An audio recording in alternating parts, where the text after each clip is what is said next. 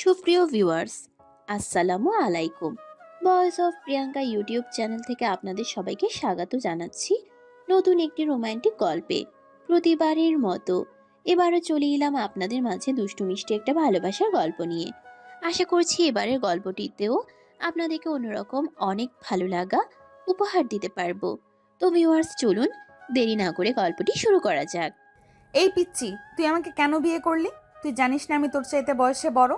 তাছাড়া বাবা মা হারা একটা এতিম মেয়ে। হ্যাঁ, তাতে কি হয়েছে? আপনি আমার আম্মুর বান্ধবীর মেয়ে, তাছাড়া আপনি দেখতে যথেষ্ট সুন্দরী।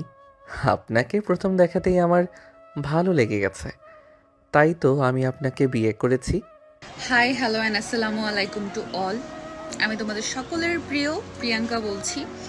আমি জানি তোমরা আমাকে অনেক মিস করো এবং অনেকেই আমাকে মেসেজ করে বলো, আপু প্লিজ নিয়মিত কেন গল্প দিচ্ছেন না। তো তোমাদের সবার জন্য আমি একটা সুখবর নিয়ে এসেছি। তোমরা তো জানো আমার একটা হচ্ছে অফিসিয়াল চ্যানেল আছে, ভয়েস অফ প্রিয়াঙ্কা, এবং এইটার সাথে এখন আমি নতুন আরেকটা অফিসিয়াল চ্যানেল খুলছি, সেটার নাম হচ্ছে স্টোরি এক্সপ্রেস। তো আশা করি এখন থেকে দুই চ্যানেলেই তোমরা গল্প পাবে। মানে একদিন যদি ভয়েস অফ প্রিয়াঙ্কাতে আপলোড হয় তাহলে আরেকদিন স্টোরি এক্সপ্রেসে আপলোড হবে। মানে তোমরা আমার গল্প প্রত্যেক দিনই শুনতে পাবে আমার নিজের অফিসিয়াল চ্যানেল দুইটা থেকে। সো জিনিসটা কিন্তু খুবই সারপ্রাইজিং। তো আশা করতেছি তোমরা তাড়াতাড়ি করে সাবস্ক্রাইব করে দিবে। স্টোরি এক্সপ্রেস চ্যানেলটা ইউটিউবে সার্চে দাও, পেয়ে যাবে। আর না হলে হচ্ছে এই ভিডিওর ঠিক লিঙ্কে তোমরা পাবে, বা হচ্ছে কমেন্টে আমি পিন কমেন্ট করে দিব, তাহলে সেখান থেকেও তোমরা সাবস্ক্রাইব করতে পারো। সো দেরি না করে এক্ষুনি সাবস্ক্রাইব করে ফেলো স্টোরি এক্সপ্রেস। সবাই ভালো থাকবা, সুস্থ থাকবা। আল্লাহ হাফেজ, আই লাভ ইউ, বাই। এই পিচ্চি, তুই যা বলছিস একবার ভেবে বলছিস তো? তোর বয়স কত আর আমার বয়স কত সেটা তুই জানিস? আমি তোর চাইতে কতটা সিনিয়র? এত ভাবাভাবির কি আছে? প্রেম ভালোবাসা কখনো বয়স থেকে হয় নাকি? প্রেম ভালোবাসা হলো মনের ব্যাপার। যখন তখন যে কারো প্রতি ফিলিংস আসতেই পারে। এটা নিয়ে তো এত চিন্তা ভাবনা করার কিছুই নেই। আপনাকে আমার ভালো লেগেছে, তাছাড়া আমার আম্মু বলছে তো আপনাকে বিয়ে করার জন্য। ব্যাস, আমি বিয়েটা করে নিয়েছি। আচ্ছা, তুই কি আসলে সুস্থ মস্তিষ্কের একজন মানুষ নাকি সাইকো? আমি তো সেটাই বুঝতে পারছি না। মানুষ যদি সুস্থ মস্তিষ্কে থাকে তাহলে তোর নিজের চাইতে এতটা সিনিয়র একটা মেয়েকে বিয়ে করতে পারে না। তাছাড়া আমি একটা এতিম মেয়ে। আজ আমি একটা কথা বুঝতে পারছি না। আপনি আমার যেটা সিনিয়র, তাতে আমার যদি কোনো প্রবলেম না হয়, তাহলে আপনার কি প্রবলেম? আপনি কেন এত কথা বলছেন? হ্যাঁ, প্রবলেম তো আমার আছে, কারণ তুই আমার চাইতে বয়সে ছোট। আমি যখন তোকে নিয়ে রাস্তায় বের হব তখন সবাই বলবে হয় মা ছেলে যাচ্ছে নয়তো ভাই বোন যাচ্ছে। তখন এটা আমার জন্য খুবই লজ্জাজনক একটা ব্যাপার হবে। সেরকম কোনো কিছুই হবে না, কারণ লোকেরা আপনার মতো কানা নয়। তাদের চোখ সম্পূর্ণ সুস্থ আছে। তারা কখনো এমন বাজে মন্তব্য করবে না। এই হারামজাদা, তুই আমাকে কানা বললি কেন? আমাকে কোন অ্যাঙ্গেলে তোর কানা মনে হয়? আমার চোখ দুটো একদম সম্পূর্ণ ঠিক আছে। আমি রাতের বেলাতেও একদম ঠিকঠাক দেখতে পাই। বাই দ্য ওয়ে, এসব ফালতু কথা বাদ দিন। আজ আমাদের বাসর রাত, বহু প্রতীক্ষার রাত। জীবনে এই রাত একবারই আসে। এই রাতের সময়টাকে নষ্ট করতে চাই না। এবার তো আমি দেখছি তোর মাথা সম্পূর্ণটাই খারাপ হয়ে গেছে, যে তুই পাগলের মতো প্রলেপ করছিস। আরে বউ, এভাবে বলার কি আছে? আমি পাগল হতে যাব কেন? বিয়ে করেছি, বউকে আদর করব, এটাই তো স্বাভাবিক। এখানে অস্বাভাবিক বা পাগলামির কি আসলো? আমি তো সেটাই বুঝতে পারছি না। আরে পিচ্চি, তুই সবে মাত্র ইন্টার সেকেন্ড ইয়ারে পড়াশোনা করছিস, আর আমি অনার্স ফাইনাল ইয়ারে। তোর সঙ্গে আমার বয়সের ডিফারেন্স কতটা তুই জানিস? আচ্ছা, আমি এটা বুঝতে পারছি না আপনার কেন ওটা মাথায় ঢুকছে না। আমি আপনার ব্যাপারে সব কিছু জেনে শুনে তারপরে আপনাকে বিয়ে করার সিদ্ধান্ত নিয়েছি। আমি শহরের ছেলে, আমি অতটাও মূর্খ বা বোকা নই। মানে? মানেটা খুবই সোজা। আমার আম্মু আপনার ব্যাপারে আমাকে সব কিছুই খুলে বলেছে, আর তারপরেই আমি সব কিছু জেনে শুনে আপনাকে বিয়ে করার সিদ্ধান্ত নিয়েছি। তাছাড়া আপনার যখন আমাকে বিয়ে করতে এতই সমস্যা ছিল, তাহলে আপনি বিয়েটা করলেন কেন? আশিকের মুখ থেকে এই কথাটা শুনে একটা দীর্ঘশ্বাস ফেলে প্রিয়াঙ্কা আর তারপরে এসে বলতে শুরু করে। যেখানে তুই আমার সম্পর্কে সব কিছু খুব ভালো করে জানিস, সেখানে তুই এটাও খুব ভালো করে জানিস আমার জন্মের পরেই আমার বাবা মারা যায়, আর তারপর থেকে শুরু হয় আমাদের দুর্বিষহ জীবন। প্রিয়াঙ্কার মা বাবা দুজনে লাভ ম্যারেজ করে বিয়ে করেছিল, যার কারণে তাদের দুই ফ্যামিলির কেউই তাদের এই সম্পর্ক কোনো দিনও মেনে নেয়নি। কিন্তু তারপরেও তাদের মধ্যে ভালোবাসার কোনো কমতি ছিল না। প্রিয়াঙ্কার বাবা ছিল মধ্যবিত্ত ফ্যামিলির ছেলে, গ্রামে থেকে পড়াশোনা করে আর সেখান থেকে শহরে এসে একটা ভালো কোম্পানিতে চাকরি নেয়। সেখান থেকেই পরিচয় হয় প্রিয়াঙ্কার আম্মুর সঙ্গে। প্রিয়াঙ্কার আম্মু প্রতিদিন সকালে যখন ভার্সিটিতে যেত, তখনই প্রিয়াঙ্কার বাবার সামনে পড়তো। দেখা দেখি থেকে কথা বলা, আর কথা বলা থেকে ভালো লাগা আর ভালোবাসার তৈরি হয় তাদের মাঝে। দীর্ঘ 3 বছর সম্পর্কের পর যখন কোনো ফ্যামিলি তাদের এই সম্পর্ক মেনে নিচ্ছিল না, তখনই তারা নিজেরা বিয়ে করে নেওয়ার সিদ্ধান্ত নেয়। কারণ তাদের ভালোবাসায় কোনো কমতি ছিল না। তাদের বিশ্বাস ছিল দুজন ভালোবেসে বিয়ে করলে ফ্যামিলি মেনে না নিলেও তারা সুখী হবে, কারণ ফ্যামিলি একদিন না একদিন ঠিকই মেনে নিবে। তাই তো তারা সুখের আশায় স্বপ্ন বুনতে থাকে।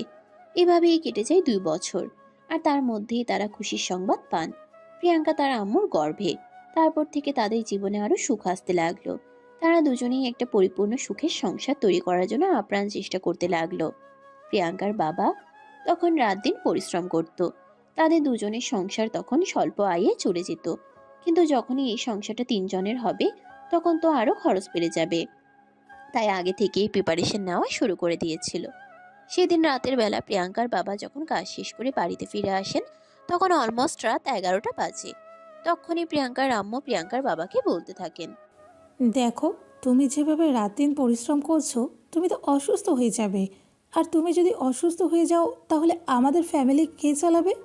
এসব কিছু নিয়ে তুমি একদম চিন্তা করো না, দেখবে সময়ের সাথে সাথে সব কিছু ঠিক হয়ে যাবে। তাছাড়া এখনই তো পরিশ্রম করার সময়। এখন যদি আমি কোনো কিছু উপার্জন করি, তাহলে যখন আমাদের ফ্যামিলির খরচ বাড়বে, তখন আমি ফ্যামিলি চালাবো কি করে? তুমি এসব কিছু নিয়ে চিন্তা করো না, দেখো আমি ঠিক সব কিছু সামলে নিতে পারবো। সে না হয় বুঝলাম, কিন্তু ইদানিং তুমি যেরকম দিনরাত পরিশ্রম করছো, তোমার অসুস্থ হতে কিন্তু বেশিক্ষণ সময় লাগবে না। সেই ভোর 5টায় ঘুম থেকে ওঠো, রান্নাবান্না করে রেখে সব কিছু গুছিয়ে দিয়ে তারপর অফিসে যাও। অফিস থেকে ফিরে কোনো রকম বিকেলের নাস্তাটা করে তারপর এই বের হয়ে যাও, আর রাত 11টার পর বাসায় ফিরে আসো। ওরে পাগলি বউ আমার, আমি কি সারা জীবনে হয়ে পরিশ্রম করতে পারবো? তাছাড়া আমাদের ঘরে নতুন মেহমান আসতে চলেছে, তা না করুক কোনো বিপদ আপদ হলে তখন আমি কি দিয়ে কি করব, সেটাও তো তোমাকে চিন্তা করতে হবে। আচ্ছা ঠিক আছে, তোমার যা ভালো মনে হয় তুমি তাই করো। এই ব্যাপারে আমি তোমাকে কিছুই বলবো না। যাই হোক, এখন ফ্রেশ হয়ে আসো, আমি তোমার জন্য খাবার রেডি করছি। প্রিয়াঙ্কার বাবা তখন আর কোনো কথা না বলে ফ্রেশ হওয়ার জন্য চলে গেল। আর এদিকে প্রিয়াঙ্কার আম্মু টেবিলে খাবার সাজায়, আর তারপর দুজনে মিলে একসঙ্গে খাবার খেয়ে চলে যায় ঘুমানোর জন্য। প্রিয়াঙ্কার আম্মুর ইদানিং ঘুমাতেও কষ্ট হয়, কারণ প্রেগনেন্সির 8 মাস চলছে। ওঠা বসা সবকিছুতেই একটু বেশি সমস্যা হচ্ছে। তাই তো প্রিয়াঙ্কার আব্বু সকালবেলা বাড়ির সমস্ত কাজ করে রেখে তারপরে এই অফিসে যান। প্রিয়াঙ্কার আম্মু একপাশ হয়ে শুয়ে আছে। তখনই প্রিয়াঙ্কার বাবা পিছন থেকে ওনাকে জড়িয়ে ধরে বলতে থাকেন, বাড়ির সবার জন্য খুব মন খারাপ হয়, তাই না? আরে না, একদমই নয়। তাছাড়া তুমি হঠাৎ করে এমন কথা কেন বলছো, আমি তো এটাই বুঝতে পারছি না। দেখো, তোমাকে আমায় সব কিছু খুলে বা বুঝে বলতে হবে না। আমিও মানুষ, আমি সব কিছু একটু হলেও বুঝতে পারি। আমি আমার আম্মু আমার বোনদের দেখেছি, এই সময়টাতে তারা খুবই সিকিউর থাকতো, সবাই তাদেরকে অনেক খেয়াল রাখতো, কিন্তু এই মুহূর্তে তোমার পাশে কেউ নেই। এই বলে প্রিয়াঙ্কার আম্মু পিছন ফিরে প্রিয়াঙ্কার বাবার সামনে আর তারপর তাকে জড়িয়ে ধরে বলতে থাকে, দেখো, তুমি এসব কিছু নিয়ে একদম চিন্তা করবে না। যাদের কেউ নেই তাদের নিশ্চয়ই আল্লাহ আছেন। আল্লাহ কখনো তার বান্দাকে নিরাশ করেন না। তুমি আল্লাহর ওপর ভরসা রাখো, দেখো আমাদের সঙ্গে খারাপ কিছুই হবে না। হ্যাঁ, এই মুহূর্তে তো আমাদের একমাত্র ভরসা আল্লাহ পাক রাবুল আমিন। উনি ছাড়া আমাদেরকে এই মুহূর্তে এই বিপদ থেকে তো আর কেউ রক্ষা করতে পারবে না। যাই হোক, অনেক রাত হয়েছে, ঘুমিয়ে পড়ো। এই বলে তারা দুজনেই ঘুমিয়ে পড়ে। আর এভাবে চলতে থাকে তাদের দিনগুলো। ইতিমধ্যে প্রিয়াঙ্কার আম্মুর ডেলিভারির টাইম ঘনিয়ে আসে। প্রিয়াঙ্কার বাবা অফিস থেকে ছুটি নেওয়ার জন্য অনেক চেষ্টা করছিল, কিন্তু অফিস কর্তৃপক্ষ কোনোভাবে ওনাকে ছুটি দেওয়ার জন্য রাজি হচ্ছিলেন না, কারণ উনি অফিসে গুরুত্বপূর্ণ একটা পোস্টে কাজ করতেন। ওদিকে প্রিয়াঙ্কার আম্মু দেখাশোনা করার জন্য কাউকে পাচ্ছিল না, তাই মহা চিন্তায় দিন যাচ্ছিল ওনার। হঠাৎ একদিন সকালবেলা ঘুম থেকে উঠেই দেখতে পান প্রিয়াঙ্কার আম্মু খুব বেশি অসুস্থ হয়ে পড়েছেন। তাই প্রিয়াঙ্কার বাবা আর কোনো কিছুর চিন্তা না করে ওনাকে নিয়ে হসপিটালে রওনা হন। হসপিটালে আসার পরে ডাক্তার তাদেরকে জানায় যে প্রিয়াঙ্কার আম্মুর শারীরিক অবস্থা খুব একটা ভালো নয়, যত দ্রুত সম্ভব ওনাকে ওটি করাতে হবে। প্রিয়াঙ্কার বাবাও তখন আর কোনো রিস্ক নিতে না চেয়ে ডক্টরকে যত দ্রুত সম্ভব ওটি করানোর জন্য বলেন। দীর্ঘ 1 ঘন্টা অপারেশনের পর ডাক্তার অপারেশন থিয়েটার থেকে বের হয়ে আসেন আর হাসি মুখে প্রিয়াঙ্কাকে প্রিয়াঙ্কার বাবার কোলে তুলে দিয়ে বলেন, কংগ্রাচুলেশনস, আপনি মেয়ে সন্তানের বাবা হয়েছেন। আপনার একটা ফুটফুটে মেয়ে সন্তান জন্ম হয়েছে। আমাদের সবাইকে মিষ্টি খাওয়ান। মিষ্টি তো আপনাদের নিশ্চয়ই খাবো।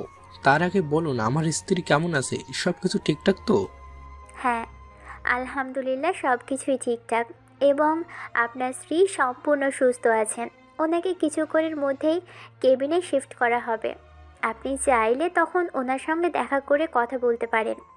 আপনাকে অসংখ্য ধন্যবাদ ডক্টর। আপনি না থাকলে এটা হয়তো সম্ভব ছিল না। ধন্যবাদ আল্লাহকে দিন, এবং আপনাকেও, কারণ আপনি সময় মতো আপনার স্ত্রীকে এখানে নিয়ে এসেছেন। তা না হলে হয়তো বড় ধরনের কোনো একটা ক্ষতি হয়ে যেতে পারত। এই বলে ডাক্তার সেখান থেকে চলে গেল। আর প্রিয়াঙ্কার বাবা প্রিয়াঙ্কাকে কোলে নিয়ে আদর করতে লাগলো। জীবনে প্রথমবারের মতো বাবা হওয়ার অনুভূতি, সেটা কখনোই ভাষায় প্রকাশ করা যায় না। প্রিয়াঙ্কার বাবা প্রিয়াঙ্কাকে সেদিন কোলে নিয়ে অনেক খুশি হয়েছিলেন, আল্লাহর কাছে অনেক শুকরিয়া আদায় করেছিলেন।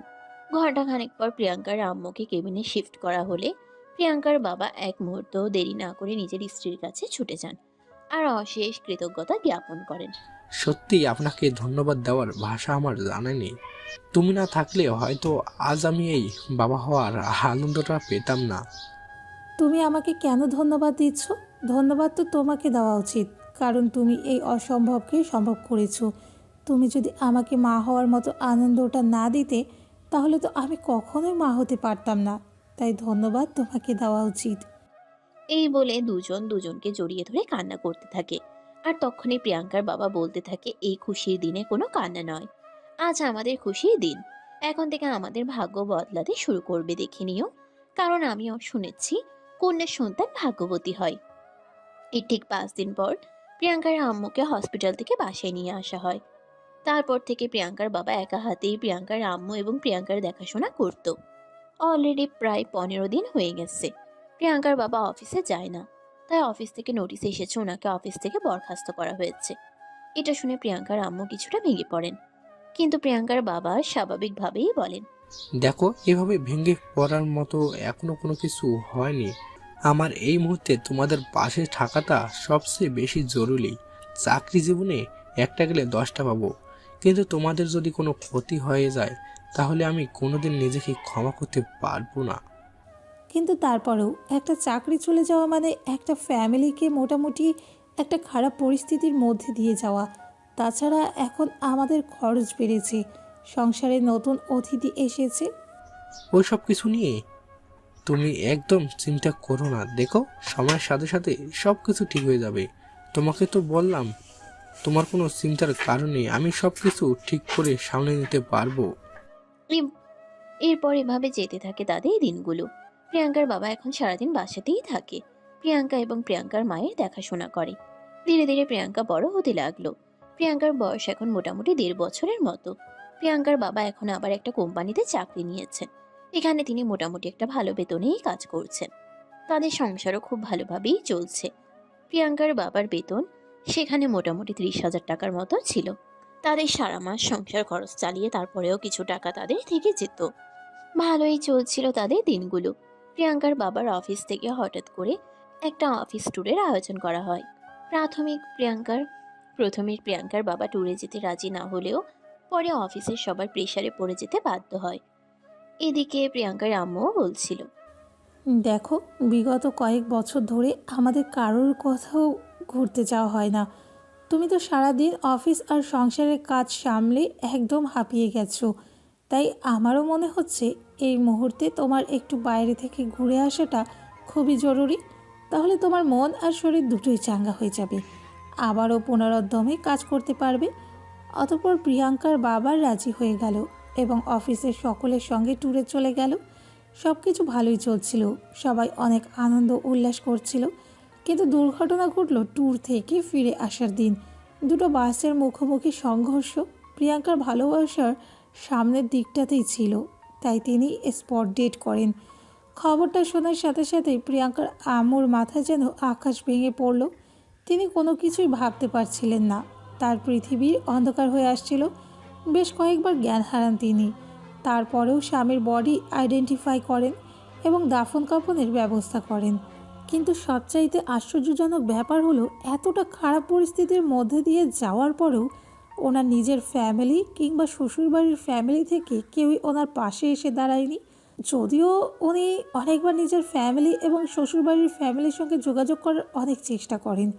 প্রিয়াঙ্কার বাবা চলে যাওয়ার পর থেকেই ওনার জীবনে নেমে আসে দুঃখ, দুর্দশা। তিনি ক্লান্ত হয়ে পড়েন, হাঁপিয়ে যান। কি করবেন কিছুই ভেবে পান না। দুশ্চিন্তা ওনাকে ঘিরে ধরে। তখনই হঠাৎ করেই একদিন দেখা হয়ে যায় আশিকের আম্মুর সঙ্গে। আশিকের আম্মুর বিয়ে হয়েছিল শহরের আভিজাত্য ফ্যামিলিতে। আশিকের আম্মু আরও প্রিয়াঙ্কার আম্মু ছিলেন সেই ছোটোবেলার বান্ধবী। তাদের মধ্যে ছিল গলায় গলায় ভাব। কিন্তু বিয়ের পর হঠাৎ করে তাদের সমস্ত সম্পর্ক শেষ হয়ে যায়, কারণ প্রিয়াঙ্কার বাবা প্রিয়াঙ্কার আম্মুকে নিয়ে অন্য শহরে চলে গিয়েছিল। নতুন সংসার পাতার জন্য এই শহরে থাকলে তারা ভালো থাকতে পারতো না। তাই প্রিয়াঙ্কার আম্মুর সঙ্গে দেখা হওয়ার পরপরই আশিকের আম্মু প্রিয়াঙ্কার আম্মুকে বলেন, কী রে বান্ধবী, এতদিন তুই কোথায় ছিলি? তোকে আমি কত খুঁজেছি তুই জানিস? আসলে তুই তো আমাদের ব্যাপারে জানিস, আমি রিলেশন করে একটা ছেলেকে বিয়ে করেছিলাম। আমরা দুজনকেই ভালোবাসতাম, কিন্তু আমাদের ফ্যামিলি কখনোই আমাদের এই সম্পর্ক মেনে নিতে চাইতো না। তাই আমরা পালিয়ে বিয়ে করি। ভালো যাচ্ছিল দিনগুলো, কিন্তু এই তো কদিন হলো আমার হাজবেন্ড আমাকে ছেড়ে পরপারে চলে গেছেন। কি বলছিস এসব? তাহলে এখন তোর দিন যাচ্ছে কিভাবে? অতঃপর প্রিয়াঙ্কার আম্মু আশিকের আম্মুকে সবকিছুই খুলে বলেন। সবকিছু শুনে আশিকের আম্মু ওনাকে বলেন, দেখ, যা হওয়ার তা হয়ে গেছে। আল্লাহর ওপর আমাদের কারো হাত নেই। আল্লাহ আমাদের জন্য যেটা ঠিক করে রেখেছেন সেটা তো হবেই। ধৈর্য ধর, মাথা ঠান্ডা রাখার। এই নে, এটা আমার ঠিকানা। কাল একবার আমার বাসায় আসিস। এই বলে আশিকের আম্মু নিজের বাসার ঠিকানা প্রিয়াঙ্কার আম্মুর হাতে ধরিয়ে দিয়ে সেখান থেকে চলে আসেন। আর তারপরে প্রিয়াঙ্কার আম্মু 15 দিন সকালবেলা ওই ঠিকানা অনুযায়ী চলে যান। দরজায় দাঁড়িয়ে কলিং বেল চাপ দিতে একটা মেয়ে এসে দরজা খুলে দিল আর ওনাকে দেখেই বলতে লাগলো, কে আপনি আর এখানে কাকে চান? আমি দীপালির সঙ্গে দেখা করতে এসেছি। আমি ওর বন্ধু, ওকে একটু ডেকে দেবে? ও আমাকে আসতে বলেছিল। আচ্ছা ঠিক আছে, কোনো সমস্যা নেই, আপনি এখানেই দাঁড়িয়ে অপেক্ষা করুন। আপনাকে আমি চিনি না, তাই আপনাকে বাড়ির ভেতরে প্রবেশ করতে দিতে পারছি না। ম্যাডাম আসুক, তারপর না হয় আপনাকে ভেতরে প্রবেশ করতে দিব। এই বলে কাজের মেয়েটা সেখান থেকে চলে গেল। আর তারপর প্রিয়াঙ্কার আম্মু সেখানে দাঁড়িয়ে অপেক্ষা করতে লাগলো। কিছুক্ষণের মধ্যেই আশিকের আম্মু সেখানে চলে আসেন আর প্রিয়াঙ্কার আম্মুকে দেখেই বুকে জড়িয়ে নিয়ে বলতে থাকেন, তুই এসেছিস, ভালোই হয়েছে। আয়, ভেতরে আয়। ভিতরে চলে আসেন আর তারপর দুজনের জন্য নাস্তা বানান। নাস্তা খাওয়া শেষ হতে না হতে আশিকের আব্বু ড্রয়িং রুমে এসে বসেন। প্রিয়াঙ্কার আম্মুকে তিনি এর আগে কখনোই দেখেননি, তাই আশিকের আম্মু প্রিয়াঙ্কার আম্মুর সঙ্গে আশিকের আব্বুর পরিচয় করিয়ে দিল। তারা তিনজনে মিলে বেশ কিছুক্ষণ বসে গল্পগুজব করলো। আর তারপরে আশিকের আম্মু আশিকের আব্বুর সঙ্গে প্রিয়াঙ্কার আম্মুর বিষয়ে সবকিছু খুলে বলল। সবকিছু শুনে আশিকের আব্বু প্রিয়াঙ্কার আম্মুকে একটা চাকরির ব্যবস্থা করে দিলেন। আর সেই সঙ্গে আশিকের আম্মু নগদ কিছু অর্থ প্রিয়াঙ্কার আম্মুর হাতে তুলে দিয়ে বলতে লাগলো, এটা এখন রাখ, আর যদি কখনো কোনো কিছুর প্রয়োজন হয় তাহলে কিন্তু একদম দ্বিধাবোধ করবি না, সোজা আমার কাছে চলে আসবি। আমাকে তোর নিজের বোনের মতো মনে করবি, সব সময় সব কিছু আমার সঙ্গে শেয়ার করবি। আমি জানি তোর ফ্যামিলি এবং শ্বশুরবাড়ির ফ্যামিলি কেউ তোর পাশে নেই, কিন্তু এই মুহূর্তে তোর পাশে থাকাটা খুব জরুরি। তোর এই ঋণ আমি কোনোদিনও শোধ করতে পারবো না রে বান্ধবী। ঋণ যদি শোধ করতে হয় তাহলে একবার না হয় কিছু একটা চাইবো, তখন ফিরিয়ে দিস না। এখন নিজের চরকায় তেল দে। আর হ্যাঁ, তোকে একটা কথা বলে দিচ্ছি, মেয়েটাকে কিন্তু কখনোই কোনো কিছুর অভাব বুঝতে দিবি না। মেয়েটার যখন যা প্রয়োজন হবে তুই নিজে না পারলে আমাকে বলবি, আমি তোকে দেব। এই বলে দুই বান্ধবী সেদিনের মতো কথা শেষ করে। আর তারপরেই প্রিয়াঙ্কার আম্মু প্রিয়াঙ্কাকে নিয়ে সেখান থেকে চলে যান। আর তারপরে নিয়মিত চাকরি করতে থাকেন, প্রিয়াঙ্কার দেখাশোনাও করতে থাকেন। ভালোই যাচ্ছিল তাদের দিনগুলো। তারপর আস্তে আস্তে প্রিয়াঙ্কা বড় হতে শুরু করে। প্রিয়াঙ্কাকে স্কুলে ভর্তি করানো হয় আর প্রিয়াঙ্কা পড়াশোনা শুরু করে দেয়। প্রিয়াঙ্কা পড়াশোনায় খুবই ভালো এবং মেধাবী একজন ছাত্রী ছিল। দেখতে দেখতে সময় কাটতে লাগলো। প্রিয়াঙ্কা প্রাইমারি শেষ করে মাধ্যমিক এবং উচ্চ মাধ্যমিক দিল এবং খুবই ভালো রেজাল্ট করলো। অবশেষে প্রিয়াঙ্কার আম্মু তাকে ভার্সিটিতে ভর্তি করে দিল। ভার্সিটিতেও প্রিয়াঙ্কা খুবই ভালো ছাত্রী ছিল। প্রিয়াঙ্কা পড়াশোনার পাশাপাশি টিউশন পড়াতো আর এভাবেই তাদের মা মেয়ের সংসার খুব ভালোভাবেই চলতো। কিন্তু এদের এই ভালো থাকা বেশি দিন কপালে জুটল না। প্রিয়াঙ্কার আম্মু হঠাৎ করে একদিন কাজ থেকে এসে অজ্ঞান হয়ে পড়েন আর প্রিয়াঙ্কা খুব চিন্তিত হয়ে পড়ে।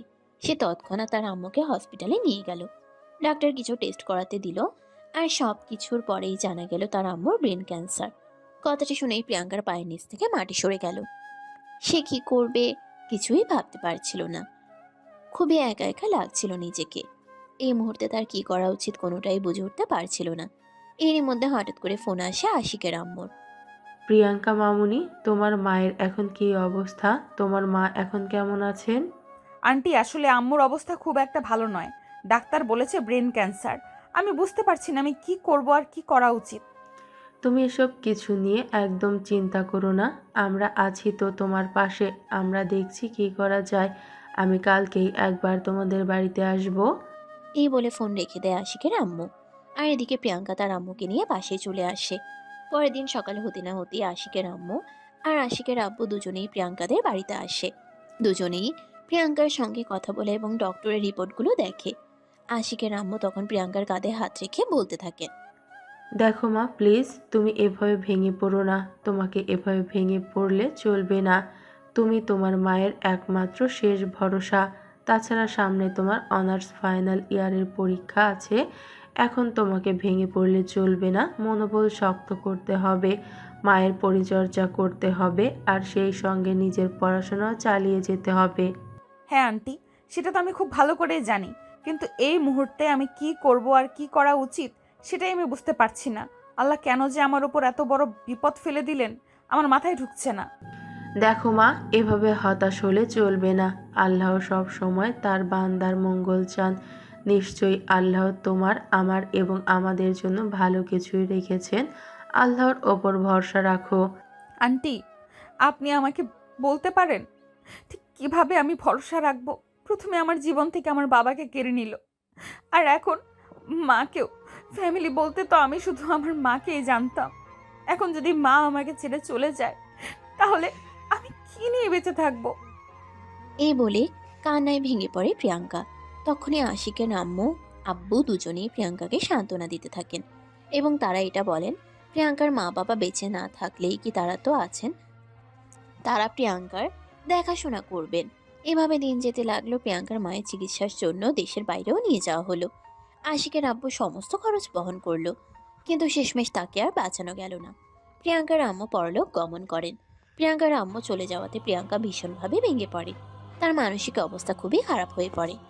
এদিকে তখনই হঠাৎ করে প্রিয়াঙ্কার সঙ্গে দেখা করতে আসেন আশিকের বাবা মা দুজনেই। প্রিয়াঙ্কা একা একা নিজের রুমে বসে কান্না করছিল।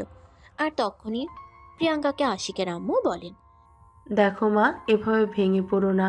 আমরা আছি তো, আমরা সব সময় তোমার পাশে থাকবো। আন্টি, পৃথিবীতে আমার আপন বলতে আর কেউ থাকলো না। আল্লাহ কেন আমার সাথে এমনটা করলেন? দুনিয়াতে কি আর মানুষ পেলেন না? ভেঙে পড়ো না, আমরা আছি তো। তোমার সঙ্গে যদি কিছু মনে না করো, তোমাকে একটা অনুরোধ করতে চাই। আন্টি, আপনি এভাবে কেন বলছেন? আপনি আমার এবং আমার আম্মুর জন্য যা করেছেন তা কোনোদিনও আমরা ভুলতে পারবো না। আপনার যদি কোনো কিছু বলার থাকে আপনি আমাকে এমনিতেই বলতে পারেন। আমি আপনার কথা রক্ষা করার জন্য সর্বদা চেষ্টা করব। যদি আমি তোমাকে এমনটা বলি যে আমি তোমার কাছে কোনো কিছু চাই, তাহলে তুমি করবে? তুমি কি করবে সেটা একবার ভেবে দেখেছো? আন্টি, যদি এমনটাই হয় আপনি আমার কাছে কোনো কিছু চাইছেন, তাহলে আমি অবশ্যই আপনাকে সেটা দেওয়ার চেষ্টা করব। কারণ আপনি ছাড়া আমার জন্য এত কিছু কেউ কখনোই করতো না। আমি আপনার জন্য নির্দ্বিধায় নিঃসংকোচে যে কোনো কাজ করতে পারি। তোমাকে আমাদের বাড়িতে নিয়ে যেতে চাই। না আঙ্কেল, আমি মনে করি সেটার কোনো প্রয়োজন হবে না। কারণ এই বাড়িটা আমার বাবার। এই বাড়ি থেকে তো পৃথিবীর কেউ কোনো দিন আমাকে সরাতে পারবে না। তাছাড়া সামনে আমার এক্সাম আছে।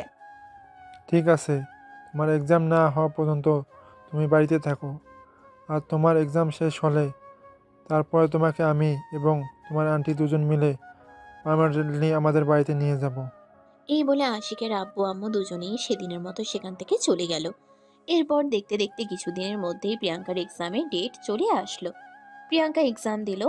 চলে গেল সব মিলিয়ে মোটামুটি 6 মাস সময়। প্রিয়াঙ্কার ফাইনাল ইয়ারে রেজাল্ট দিয়েছে। প্রিয়াঙ্কা খুব ভালো একটা রেজাল্ট নিয়ে পাশ করেছে। রেজাল্টের পরে তিনি আশিকের মা বাবা দুজনেই আবারও প্রিয়াঙ্কার বাড়িতে আসে আর প্রিয়াঙ্কার সঙ্গে কথা বলে। তাহলে মা, আমরা যে কথা দিয়ে রেখেছিলাম সেই কথা কি এখন রক্ষা করতে পারি? তোমাকে সারা জীবনের জন্য আমাদের বাড়িতে নিয়ে যেতে পারি? আন্টি, আসলে একটা ব্যাপার আমার মাথায় ঢুকছে না। আপনি সারা জীবন বলতে কি বোঝাতে চাইছেন? আমি তোমাকে বলছি মানে তোমাকে আমাদের বাড়ির পুত্রবধূ বানাতে চাই।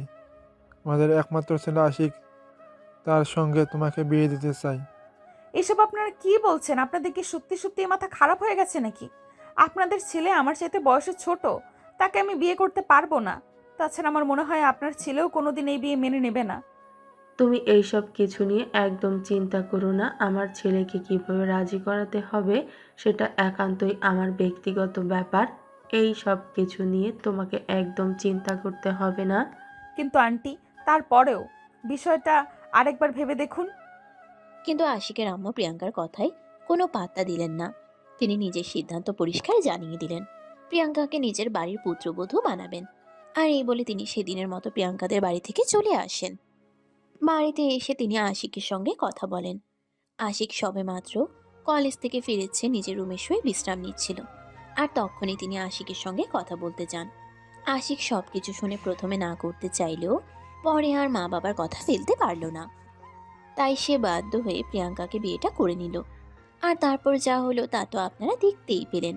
তো ভিউয়ার্স, চলুন এখন বর্তমান সময়ের গল্পটা আপনাদের সঙ্গে শেয়ার করি। সবকিছু শুনে আশিক প্রিয়াঙ্কাকে বলতে থাকে, দেখো বউ, আমি অত কথা জানি না। তোমার সঙ্গে বিয়ে হয়ে গেছে, এখন থেকে তুমি আমার বউ। আমি আর কোনো কথা শুনতে চাই না। আমাকে নিয়ে বন্ধু মহলে তোমার কোনো সমস্যা হবে না? যখন সবাই তোমাকে নিয়ে টিটকারি মারবে তখন কি তোমার একটুও খারাপ লাগবে না? না, একদমই লাগবে না।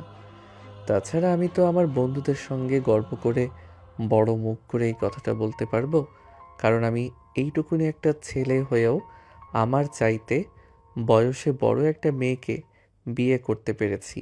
তার উপর আবার সে তোমার মতো সুন্দরী। তোমার মতো সুন্দরী মেয়েকে বিয়ে করা আমার মতো ছেলেদের একটা স্বপ্ন থাকে, যেটা আমি পূরণ করতে পেরেছি। তাছাড়াও তোমাকে বিয়ে করার পিছনে আমারও একটা কারণ আছে। ওমা, তাই নাকি? তুই আবার কি কারণ মনে নিয়ে আমাকে বিয়ে করেছিস, একটু খুলে বল তো, আমি শুনি। তখনই আশিক বলতে শুরু করে। তারা ছিল 2 ভাই বোন। আশিক ছোট আর তার বোন বড়। 2 ভাই বোনে একসঙ্গে সবসময় খেলাধুলা করত। তার মা বাবা দুজনেই অফিসার, সংসারের কাজ নিয়ে খুবই ব্যস্ত থাকত। কারণ তখন আশিকের মা বাবা দুজনেই একসঙ্গে বাইরে কাজ করত। অফিসের সমস্ত কাজ আশিকের বাবা একা একা সামলাতে পারতেন না। তাই ছেলে মেয়েদেরকে কাজের লোকদের কাছে রেখে তিনিও অফিসে চলে যেতেন। সকাল 10টা থেকে বিকেল 5টা পর্যন্ত অফিসের কাজ করতেন। আর তারপর বাসে এসে রান্না বান্না থেকে শুরু করে বাকি অন্য সবকিছু। 2 ভাই বোনের মধ্যেও ছিল গলায় গলায় ভাব। একজন আরেকজনকে ছাড়া কোনো কিছুই বুঝতে না। দুজনের মধ্যে খুবই ভালো একটা সম্পর্ক বিরাজমান ছিল, কিন্তু তাদের এই ভালো সম্পর্ক বেশি দিন টিকে না। একদিন বিকেল বেলা দুজনে গার্ডেনে খেলতে যায়। দুজন মিলে ব্যাট বল খেলছিল। আশিক ব্যাট করছিল আর তার বোন বল করছিল। হঠাৎই আশিক বলটাকে একটা ঝোপের মধ্যে ছুঁড়ে ফেলে দেয়, আর তখনই তার বোন সেটা আনতে গেলে সেখানে এক বিষাক্ত সাপ তার বোনকে কামড়ে দেয়, যার কারণে তার বোন সেখানেই মৃত্যুবরণ করে। তার মা বাবা এই কথাটা শোনার পর ভীষণভাবে ভেঙে পড়েন। আশিকের আম্মা আশিকের সঙ্গে রাগ করে এরপর থেকে আর কথাই বলেন না। একবার তার মায়ের সঙ্গে কথা বলার চেষ্টা করলেও তার মা কখনোই নিজের থেকে কিংবা আশিক কথা বললেও তার সঙ্গে কথা বলার চেষ্টা করেননি। প্রচণ্ড অভিমান ছিল ওনার মনে। উনি সবসময় নিজের মেয়ের মৃত্যুর জন্য নিজের ছেলেকে দায়ী করেন। সবসময় এটা বলতেন যে শুধুমাত্র তোর জন্যই আমার মেয়ে আমার জীবন থেকে হারিয়ে গেছে। আমি তোকে জীবনে কোনোদিন ক্ষমা করতে পারবো না। আম্মু, মানছি আমার ভুল ছিল, আমার জন্যই আজ আপু আমাদের মাঝে নেই, কিন্তু তাই বলে তুমি এভাবে আমাদের সবার সঙ্গে অভিমান করে থাকবে এমনটা তো হতে পারে না। আমি তোমার সন্তান, একটাবার তুমি আমার সঙ্গে কথা বলো। আশিকের আম্মু আশিকের এমন কথা শুনে আরো অনেক বেশি রেগে যান, আর তিনি আশিকের আব্বুকে বলতে থাকেন, দেখো, তোমার ছেলের এসব কথা আমার একদম ভালো লাগছে না। তুমি তোমার ছেলেকে বলে দাও আমার চোখের সামনে থেকে চলে যেতে। আমি তোমার ছেলের কোনো কথা শুনতে চাই না। আম্মু, প্লিজ আমাকে ক্ষমা করে দাও। আমি তোমার সন্তান, আমার উপর এভাবে জেদ করে থেকো না। তোমার এভাবে কথা না বলা আমাকে ভীষণ কষ্ট দেয়। তুমি তোমার ছেলেকে এটাও বলে দাও আমার মেয়ে আমার ভীষণ পছন্দের আর ভালোবাসার ছিল। তাকে হারিয়ে আমার জীবনে একদম বরবাদ হয়ে গেছে। তোমার ছেলে এখন নিজের জান কুরবান করে দিলেও সেই কষ্ট আমার মন থেকে কখনো মুছে যাবে না। তাই এটাই ভালো হয়েছে তোমার ছেলে আমার সঙ্গে কথা বলার চেষ্টা পর্যন্ত না করে। কেন করছো তুমি ছেলেটার সঙ্গে এমন? ও তো আমাদেরই সন্তান, ক্ষমা করে দাও না। কিন্তু আশিকের আম্মু সম্পূর্ণ বিপরীতধর্মী ছিলেন। তিনি ছেলের সঙ্গে কথা বলার চেষ্টা পর্যন্ত করেননি। তার মনে একটাই কথা, ছেলের জন্য মেয়েকে হারিয়েছেন, আর এই ছেলে যতদিন বেঁচে থাকবে ততদিন পর্যন্ত তিনি ছেলের সঙ্গে কোনো কথা বলবেন না। তাতে লোকে যা ভাবার ভেবে নিক, তাতে ওনার কোনো কিছুই যায় আসে না। এভাবেই চলছিল তাদের দিনগুলো। আর এর মাঝখানে প্রিয়াঙ্কার আম্মু মরে গেল। প্রিয়াঙ্কার আম্মু মরে যাওয়াতে যখন আশিকের আব্বু আম্মু দুজনে মিলে সিদ্ধান্ত নেয় আশিকের সঙ্গে প্রিয়াঙ্কার বিয়ে দেবে, তখনই আশিকের আব্বু সেই সুযোগটার অপেক্ষা করার আর বলেন, দেখো, আমার মনে হয় এখন অন্তত তোমার এই ব্যাপারটা নিয়ে তোমার ছেলের সঙ্গে কথা বলা উচিত। হ্যাঁ, এটা তুমি একদম ঠিক কথাই বলেছ। আমিও এমনটাই সিদ্ধান্ত নিয়েছি। আশিকের সঙ্গে সরাসরি প্রিয়াঙ্কার ব্যাপারে কথা বলবো, আর তারপর যদি সে রাজি থাকে তাহলে তার সঙ্গে প্রিয়াঙ্কার বিয়ের আয়োজন করব যত দ্রুত সম্ভব। যেমন কথা তেমনই কাজ। সেদিন বিকেলবেলা আশিক কলেজ থেকে বাসে ফিরে আসতেই তার আম্মু তার রুমে গেল। আশিক প্রথমবারের মতো তার আম্মুকে নিজের থেকে তার রুমে যেতে দেখে প্রচণ্ড পরিমাণ অবাক হয়, আর বিছানা থেকে উঠে দাঁড়িয়ে বলতে থাকে, আম্মু, তুমি আমার রুমে এসেছো, বসো। আমি তোমার সঙ্গে জরুরি এবং গুরুত্বপূর্ণ একটা ব্যাপার নিয়ে কথা বলতে এসেছি। তুমি যদি আমার কথা রক্ষা করো তাহলে এখন থেকে তোমার সঙ্গে আমি কথা বলবো। আর যদি তুমি আমার কথা রক্ষা করতে না পারো তাহলে এতদিন তো তোমাকে এই বাড়িতে থাকতে দেয়া হয়েছিল, আর আজ এই বাড়ি থেকেই তোমাকে বের করে দেয়া হবে। কথাটা শুনেই আশিক যেন হাতে আকাশ নাগাল পেল। মা এতদিন পর নিজের থেকে স্বীকার করেছে তার সঙ্গে কথা বলবে, এর চাইতে খুশির কথা তার কাছে আর কিছুই হতে পারে না। তাই আশিক তার আম্মুকে বলতে থাকে, আম্মু, তুমি আমাকে যা বলবে আমি তাই করব। তুমি শুধু আমাকে এটা বলো যে আমাকে কি করতে হবে, আমি তোমার জন্য সব কিছু করতে প্রস্তুত। কিন্তু তারপরও তুমি আমার সঙ্গে আর এভাবে অভিমান করে থেকো না। তোমার কথা না বলা আমাকে নিঃশেষ করে দিচ্ছে। আমার একটা বান্ধবীর মেয়ে আছে, দেখতে মাশাআল্লাহ যথেষ্ট সুন্দরী। ওর মা বাবা কেউই বেঁচে নেই। এই বছরেই অনার্স কমপ্লিট করেছে। তাই আমি সিদ্ধান্ত নিয়েছি ওকে তোমার সঙ্গে বিয়ে দেব। আশিক এই কথাটা শুনে সঙ্গে সঙ্গে তার আম্মুকে বলতে লাগলো সেই বিয়ে করতে রাজি আছে। এই বিয়ে করতে তার কোনো সমস্যা নেই, কারণ তার আম্মু তার জন্য বিয়ের সম্বন্ধ ঠিক করেছে। এটা কখনো খারাপ হতেই পারে না। তখনই আশিকের আম্মু আবারও আশিককে উদ্দেশ্য করে বলতে থাকেন, দেখো, বিয়েটা কোনো ছেলে খেলা নয়, বিয়েটা সারা জীবনের ব্যাপার। সারা জীবন কিন্তু তোমাকে ওই মেয়েটাকে নিয়ে সংসার করতে হবে। কখনো ডিভোর্স কিংবা সম্পর্কে বিচ্ছেদ চিন্তা পর্যন্ত করতে পারবে না। হ্যাঁ, সেই আমি জানি এবং খুব ভালোভাবেই বুঝতে পেরেছি। সেই সব কিছু নিয়ে চিন্তা করতে হবে না তোমাদের। তোমরা শুধু বিয়ের সমস্ত আয়োজন করো, আমি সব কিছু করতে প্রস্তুত। কিন্তু আশিকের আম্মু তারপরও কেন জানি না ভরসা পাচ্ছিল না। কারণ আশিক প্রিয়াঙ্কার কাছে বয়সে অনেকটা ছোট। এটা জানার পরেও আশিক প্রিয়াঙ্কাকে বিয়ে করতে রাজি হয়ে গেছে। এই বিষয়টা ওনার কাছে কেমন যেন খটকা খটকা লাগছিল। তাই তিনি তাই তিনি নিজের রুম থেকে মোবাইলটা নিয়ে এসে প্রিয়াঙ্কার একটা ছবি আশিককে দেখান। আর ছবিটা দেখে আশিক তড়াক করে লাফ দিয়ে বিছানা থেকে উঠে দাঁড়ায় আর বলতে থাকে, আমার রাজি আজকেই বিয়ে করতে চাই। এত সুন্দর একটা মেয়ে আমার বউ হবে, এটা তো আমার জন্য 7 জনমের ভাগ্য। আমি কোনো রিস্ক নিতে চাই না, আমি কোনো সময় নিতে চাই না। আমি আজ এবং এই মুহূর্তেই বিয়ে করতে চাই। আশিকের এমন কথা শুনে তার আম্মু তাকে ধমক দিয়ে বলেন, বিয়ে কোনো ছেলে খেলা নয়। হুট করে বিয়ে করা যায় না। বিয়ে করতে গেলে মিনিমাম সেন্সটুকু থাকা প্রয়োজন। ঠান্ডা মাথায় চিন্তা ভাবনা করে তারপরে এই সমস্ত ব্যাপারে সিদ্ধান্ত নেওয়া প্রয়োজন। তাই তিনি আশিকের রুম থেকে বের হয়ে চলে যান। এরপর দেখতে দেখতে চলে যায় মোটামুটি 1 সপ্তাহর মতো সময়। ইতিমধ্যে আশিক বেশ অনেকবার তার আম্মুর সঙ্গে কথা বলেছে এবং কবে প্রিয়াঙ্কাকে তার সঙ্গে বিয়ে দিবে, এই বাড়িতে নিয়ে আসবে, সে ব্যাপারে জানতে চেয়েছে। আর এটা দেখে আশিকের আব্বু আশিককে বলতে থাকেন, দেখো বাবা, এখনো সময় আছে। ঠান্ডা মাথায় চিন্তা ভাবনা করে তারপর এই সিদ্ধান্ত দে। যদি তোর মনে হয় তুই তোর চাইতে বয়সে বড় একটা মেয়ের সঙ্গে সংসার সম্পর্ক করতে পারবি, তাহলে তুই এই সম্পর্কটা নিয়ে সামনের দিকে এগানোর চিন্তা ভাবনা কর। আর যদি তোর কখনো এমনটা মনে হয় এই ডিফারেন্স রিলেশন কন্টিনিউ করা তোর পক্ষে সম্ভব হবে না, তাহলে এখনো সময় আছে, নিজেকে সামলে নে। না আব্বু, সেরকম কোনো কিছুই হবে না, কারণ আমি ঠান্ডা মাথায় চিন্তা ভাবনা করে তারপরে সিদ্ধান্ত নিয়েছি। আমি আমার সিদ্ধান্ত থেকে এক পাও পিছিয়ে আসতে চাই না। আশিক এমন কথা বলার পরেও তার ফ্যামিলির মানুষেরা তাকে বিভিন্নভাবে ফোর্স করতে থাকে। সে এই সিদ্ধান্ত থেকে পিছিয়ে আসে। কিন্তু আশিক তার কথায় আর সিদ্ধান্তে অনড় ছিল। সে কোনোভাবেই এই সিদ্ধান্ত থেকে পিছিয়ে আসতে চাইছিল না। তাই তার মা বাবা বাধ্য হয়ে প্রিয়াঙ্কার সঙ্গেই ফাইনালি কথা বলেন। আর তারপরেই প্রিয়াঙ্কাকে তাদের বাড়িতে নিয়ে আসেন। আর এইসব কথা আশিক নিজের মুখেই প্রিয়াঙ্কাকে বলে। সবকিছু শুনে প্রিয়াঙ্কা আশিককে বলতে থাকে, কিন্তু আমার মাথায় তো অন্য কিছু করছে। আমার মনে হয় তুই এতটুকু নয়, অন্য কোনো চিন্তা ভাবনা করে তবেই আমাকে বিয়ে করেছিস। তোর মনে আর মাথায় কি চলছে সেটা আমায় বলতো, আমি শুনি।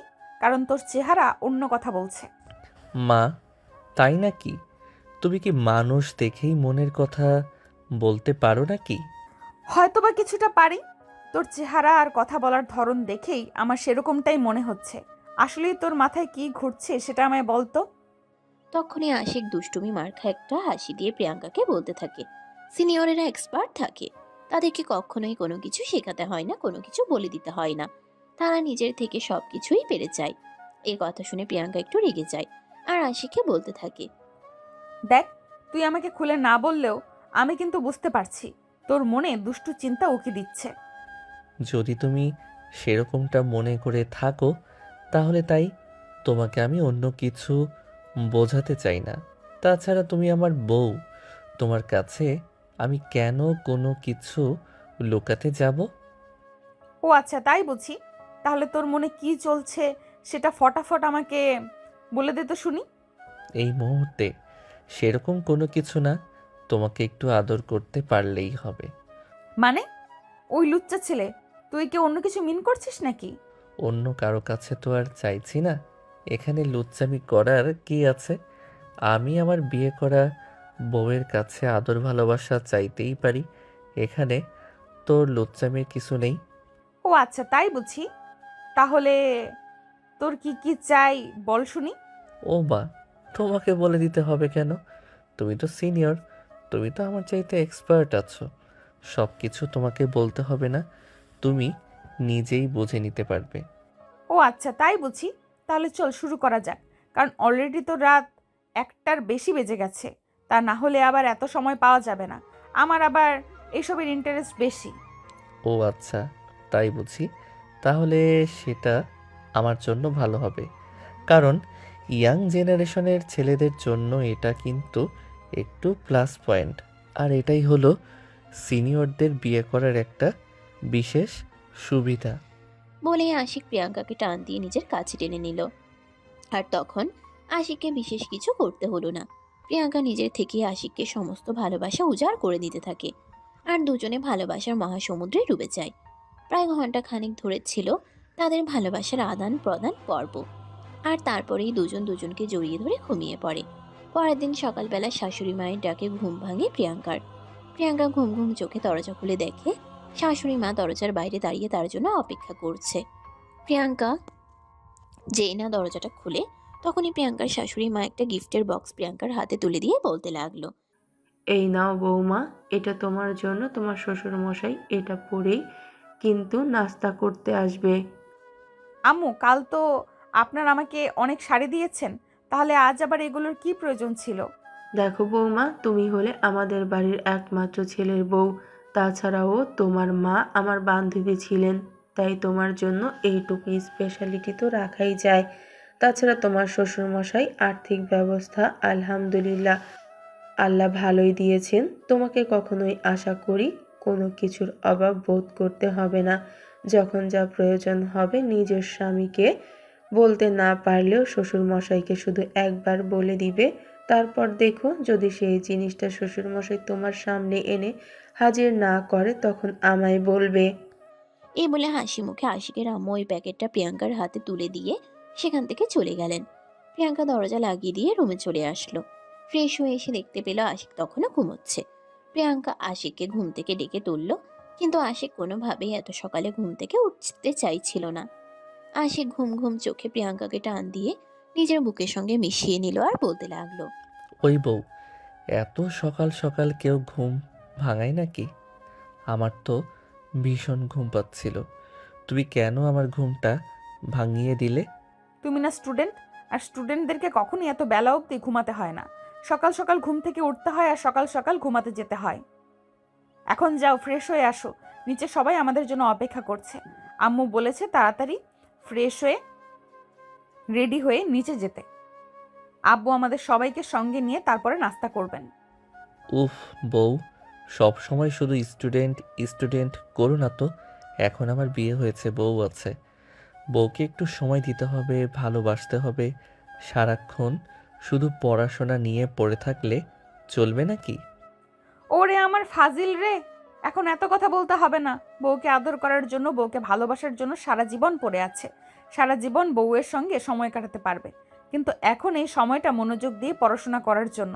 তাই তোমাকে এখন মনোযোগ দিয়ে পড়াশোনা করতে হবে। এই বলে আশিক ঘুম থেকে উঠতে না চাইলেও প্রিয়াঙ্কা তাকে জোর করে টেনে হিঁচড়ে বিছানা থেকে নামালো, আর তারপরে ওয়াশরুমে ঢুকিয়ে দিল। দরজা লাগিয়ে প্রিয়াঙ্কা বাইরে দাঁড়িয়ে অপেক্ষা করতে লাগলো আশিক কখন ওয়াশরুম থেকে বের হবে। প্রায় 20 মিনিট শাওয়ার নেওয়ার পর আশিক ওয়াশরুম থেকে বের হয়ে আসে, কিন্তু একদম খালি গায়ে। একটা সুতো পর্যন্তও তার শরীরে ছিল না। এটা দেখে প্রিয়াঙ্কা লজ্জায় নিজের 2 চোখ ঢেকে নিল আর বলতে লাগলো, এই ছি ছি, এসব তুমি কি করলে? তুমি একটা ছেলে মানুষ আর ঘরে একটা যুবতী মেয়ে, তার সামনে তুমি এইভাবে কোনো কাপড় ছাড়াই রুমে চলে আসতে পারলে? তোমার লজ্জা করে না?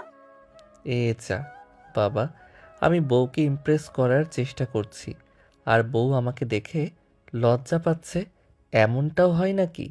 তাছাড়া আমি লজ্জা পেতে যাব কেন? লজ্জা নারীদের ভূষণ।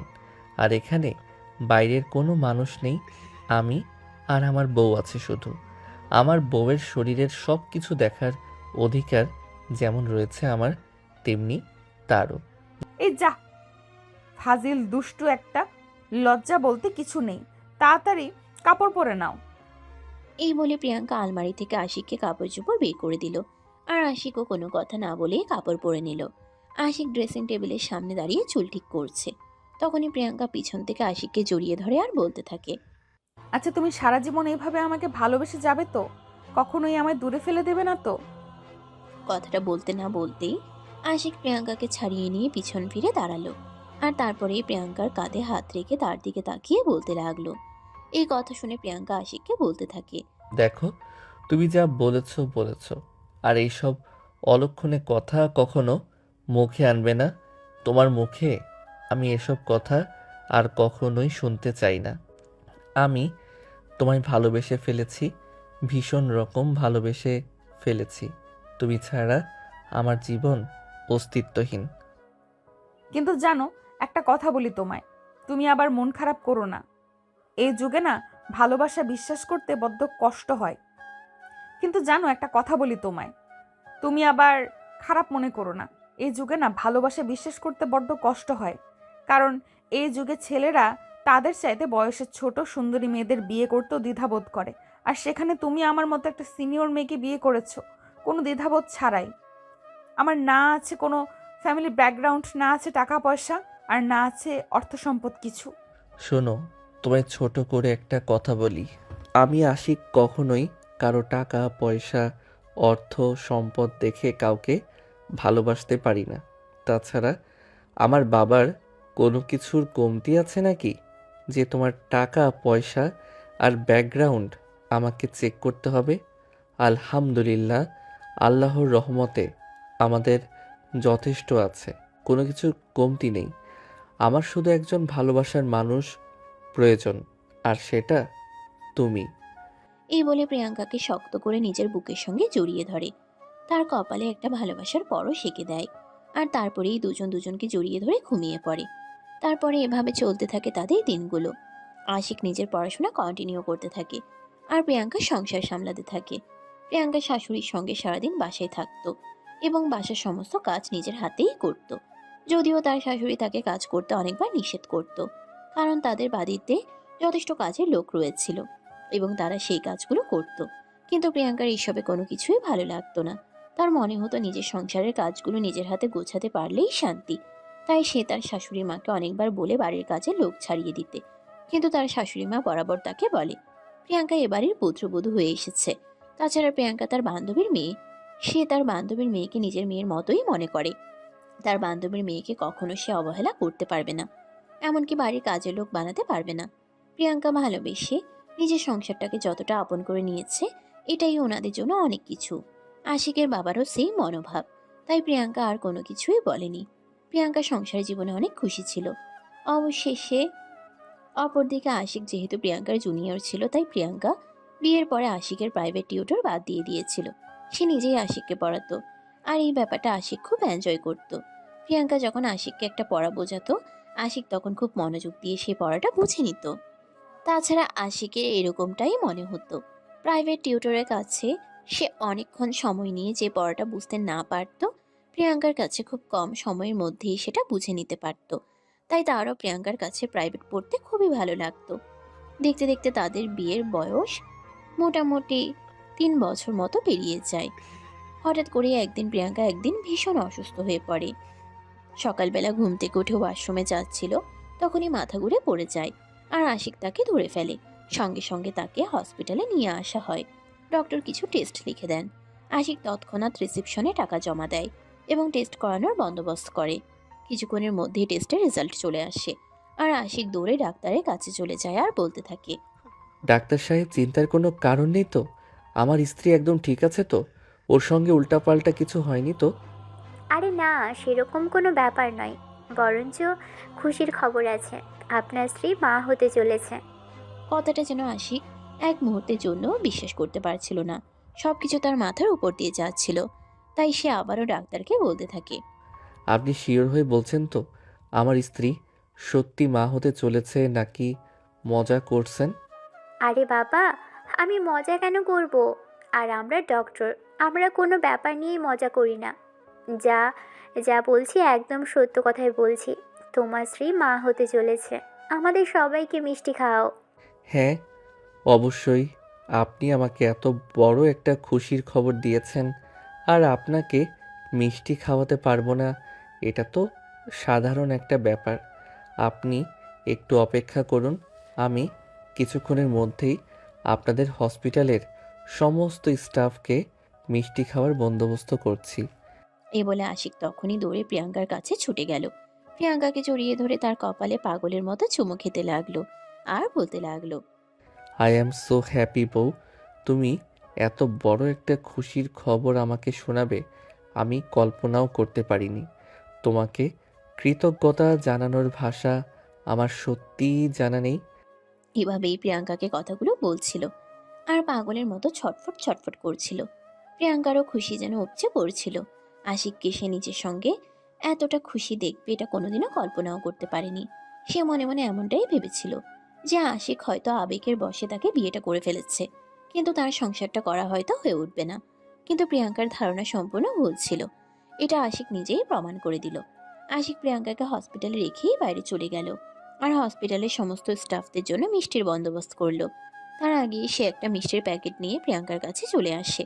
একটা মিষ্টি প্রিয়াঙ্কাকে খাইয়ে দিয়ে বলতে থাকে, আমি তোমার সঙ্গে খুশি থাকবো এটা আমি জানতাম, কিন্তু এতটা খুশি থাকবো এটা সত্যি আমি কোনোদিন কল্পনা করিনি। তোমাকে সত্যি অসংখ্য ধন্যবাদ। তোমাকেও অনেক অনেক ধন্যবাদ। তুমি আমার জীবনের সেই পুরুষ যে আমার নারী জীবনের পূর্ণতা এনে দিয়েছ। মা বাবা চলে যাওয়ার পর আমি ভেবেছিলাম আমার জীবন বুঝি এখানেই থেমে গেল, কিন্তু তুমি আমার জীবনটাকে এইভাবে পরিপূর্ণ করে দেবে সেটা আমি কোনোদিন কল্পনাও করিনি। এই বলে প্রিয়াঙ্কা আশিককে জড়িয়ে ধরে আর কান্না করে দেয়। প্রিয়াঙ্কার এভাবে কান্না করে দেওয়াটা আশিক একদমই মেনে নিতে পারছিল না। তাই সে প্রিয়াঙ্কাকে বলতে থাকে, দেখো, এটা কিন্তু একদমই ঠিক হচ্ছে না। আজ আমাদের জীবনের অনেক খুশির একটা দিন, আজ তুমি কান্না করছো, এটা কিন্তু আমি মেনে নিতে পারছি না। জানো, এতদিনেও তোমার ফ্যামিলির সঙ্গে থেকে আমার মা বাবার কথা আমার কখনোই মনে পড়েনি, কিন্তু আজ হঠাৎ করে মা বাবার কথা ভীষণ মনে পড়ছে। এই দিনে যদি আমার মা বাবা আমার পাশে থাকতো নিশ্চয়ই তারা অনেক বেশি খুশি হতো। দেখো প্রিয়াঙ্কা, আমি তোমাকে রিকোয়েস্ট করে বলছি, প্লিজ মন খারাপ করো না।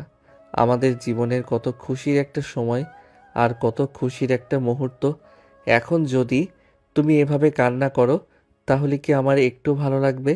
সেটা তুমিই বলো। আমি তোমাকে এভাবে কান্না করতে দেখতে চাই না। আমি জানি আমাকে কান্না করতে দেখলে তোমার একদম ভালো লাগে না, কারণ এই কয়েক বছরে তুমি একদিনও আমার চোখে পানি আসতে দাওনি। তুমি আমাকে এতটা ভালো রেখেছো যে আমার কখনো মা বাবার কথা মনেই পড়েনি। কিন্তু কি করব বলো, আমি তো মা বাবারই সন্তান, তাদের কথা আমার মনে পড়বে এটাই তো স্বাভাবিক। তখনই আশিক প্রিয়াঙ্কাকে আর কোনো কিছুই বলল না। সে প্রিয়াঙ্কাকে যথাসম্ভব সান্ত্বনা দেওয়ার চেষ্টা করলো আর কিছুক্ষণের মধ্যেই বাড়িতে ফিরে আসলো। বাড়িতে এসে সঙ্গে সঙ্গে আশিক তার আম্মুকে এই খবরটা দিল। আশিকের আম্মু এই খবর শুনে অনেক খুশি হলেন আর তখনই তিনি নিজের গলা থেকে 2 ভরি ওজনের স্বর্ণের চেইনটা খুলে প্রিয়াঙ্কার গলায় পরিয়ে দিলেন আর বলতে লাগলেন, তোমাকে ধন্যবাদ দেওয়ার ভাষা সত্যিই জানা নেই, তবে আল্লাহর কাছে শুধু এটাই চাইবো তুমি আমার ছেলেটাকে নিয়ে অনেক ভালো থাকো আর তোমাদের জীবনে অনেক খুশি আসুক। আম্মু, আপনি শুধু আল্লাহর কাছে দোয়া করবেন। আপনাদের দোয়া আমাদের সাথে থাকলে আমরা দুজনে অনেক ভালো থাকবো। আর আল্লাহর কাছে শুধু এটাই বলি, আমার মা বাবাকে হারিয়ে আপনাদের পেয়েছি। আপনাদেরকে নিয়ে যেন আমি আজীবন বেঁচে থাকতে পারি, যেন এই ভালোবাসা কখনো ভঙ্গুর না হয়। এসব কথা বলে না, মানুষ মরণশীল, মানুষকে মৃত্যুর স্বাদ গ্রহণ করতেই হবে। মানুষ সব কিছু থেকে পালিয়ে বাঁচতে পারে, কিন্তু মৃত্যু সেটা মানুষের জীবনে আসবেই। তবে যতদিন বেঁচে আছি ততদিন তোমাদের মাথার ওপর ছায়া হয়েই বেঁচে থাকবো, কোনো চিন্তা করো না। এই বলে আশিকের আম্মু প্রিয়াঙ্কার মাথায় হাত বুলিয়ে দিয়ে তাকে আদর করে দিলেন। আর কিছুক্ষণ পরেই প্রিয়াঙ্কাকে নিয়ে আশিক রুমে চলে গেল। প্রিয়াঙ্কা আর আশিক খাটের উপর মুখোমুখি বসে আছে। তখনই আশিক প্রিয়াঙ্কাকে বলতে লাগে, দেখো, এতদিন শুধু সংসার সংসার করে গেছো, এখন থেকে তুমি কিন্তু সংসারের আর কোনো কাজ করবে না। তোমার ভিতরে আমাদের নতুন মেহমান বেড়ে উঠছে, তোমার এখন বিশ্বাস যত্নের প্রয়োজন। তুমি কিন্তু কোনোভাবেই বাড়ির কোনো কাজে হাত লাগাবে না, আর তোমার সমস্ত কাজ করে দেওয়ার জন্য আমি লোক রেখে দেব। আরে তোমাদের সবার কি মাথা খারাপ হয়ে গেছে নাকি? আমি তো সেটাই বুঝতে পারছি না। আমি সম্পূর্ণ সুস্থ সবল একটা মানুষ, আমি সব রকম কাজ করতে পারবো। আমাকে নিয়ে এত চিন্তা করার কিছুই নেই। কেন বুঝতে পারছো না সেটা? এই বলে প্রিয়াঙ্কা আশিককে বোঝানোর চেষ্টা করে সে নিজের কাজ নিজেই করে নিতে পারবে। তার কাজে কারো হেল্প লাগবে না। কিন্তু আশিক তার কথায় অনড়। তার সন্তানের কোনো রকম অযত্ন সে হতে দেবে না। তার সন্তানের জন্য বিশেষ কেয়ারের ব্যবস্থাই সে করবে। তাই সে বাড়িতে কাজের লোক রেখে দিবে প্রিয়াঙ্কার সমস্ত কাজ করে দেওয়ার জন্য। আশিকের মা বাবাও আশিকের সঙ্গে একমত। তারাও চাই প্রিয়াঙ্কা একদম বেড রেস্টে থাকুক, তার কোনো ক্ষতি না হোক। তাই তো সবাই মিলিয়ে প্রিয়াঙ্কাকে তখন থেকে ফুল কেয়ারফুলি রাখতে থাকে। সকালবেলার ঘুম থেকে উঠে আশিক প্রিয়াঙ্কার জন্য নাস্তা বানাতো। যদিও প্রিয়াঙ্কা এই ব্যাপারটা একদম পছন্দ করতো না। সে নিজেই ফ্যামিলির সবার জন্য নাস্তা বানাতে চাইতো, কিন্তু আশিক এবং তার ফ্যামিলি এটা প্রিয়াঙ্কাকে করতে দিত না। এদিকে এসব আদিক্ষেতা প্রিয়াঙ্কার ভালো লাগছিল না। সে নিজের কাজ নিজে করতে অভ্যস্ত। এভাবে শুয়ে থাকতে তার সময় কাটছিল না। তাই সেদিন আশিককে সে বলল, দেখো, এখন কিন্তু এইসব কিছু একদম বেশি বাড়াবাড়ি হয়ে যাচ্ছে। আমার একদম ভালো লাগছে না। আমার শুয়ে বসে সময় কাটে না। আমি কিছু করতে চাই। হ্যাঁ, সে তো তুমি করছো। এই যে আমার বেবি টেক কেয়ার করছো, এটাই তোমার জন্য অনেক কিছু।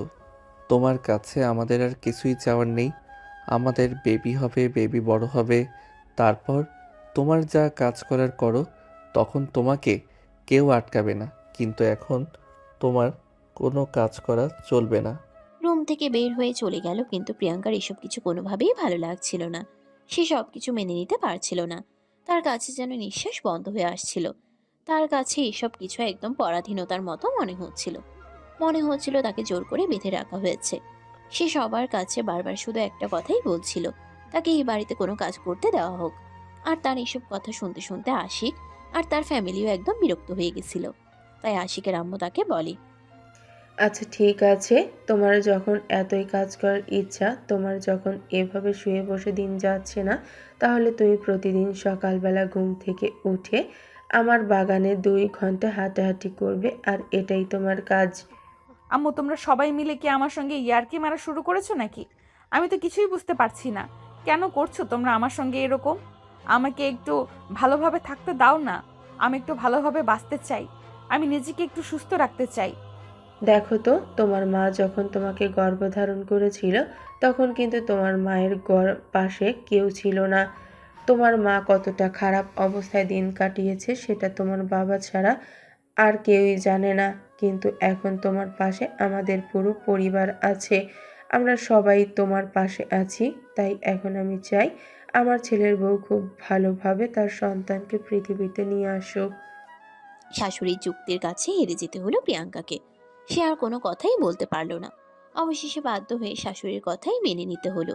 দেখতে দেখতে আশিকের অনার্স ফাইনাল ইয়ারের এক্সাম শেষ হয়ে গেল। প্রিয়াঙ্কা এখন পুরোপুরি 9 মাসে প্রেগনেন্ট। কিছুদিনের মধ্যেই হয়তো ডেলিভারি ডেট পড়ে যাবে। প্রিয়াঙ্কাকে এখন আরো বেশি কেয়ারফুল রাখা হচ্ছে।